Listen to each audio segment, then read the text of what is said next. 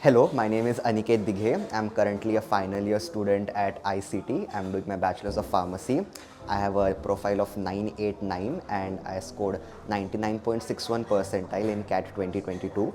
So my journey of preparation for CAT started in November 2021.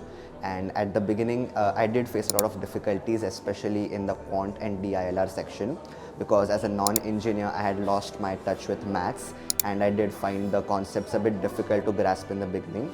And DILR questions were pretty puzzling in the beginning because I did not know the exact logic as to how to approach the question. That was a big factor as to why my earlier mock scores were not as up to the mark as I had expected. But gradually I did start practicing a lot.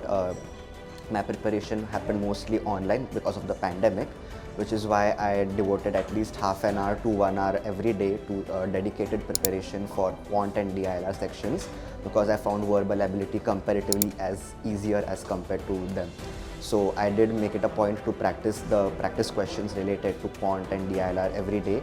I made sure to memorize formulae. I made sure to ask doubts to my teachers as to how to approach a question, as to the different tricks and tips on how to solve it in as short a time as possible. And thankfully my CAT 2022 went well.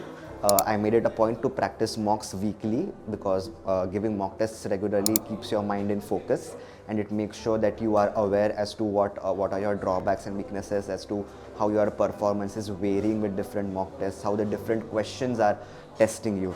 So it was definitely a big help to give mock tests, because they were a pretty good indicator as to where my preparation stood.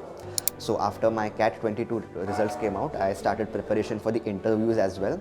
And I have given one interview till now, that is of IIM Shillong. My interview went pretty well, because they asked me questions about my academics and hobbies, which I was aware of and I could answer well. And they didn't try to grill me as such, but I did make it a point to be as concise and elaborate as possible. And concise as possible.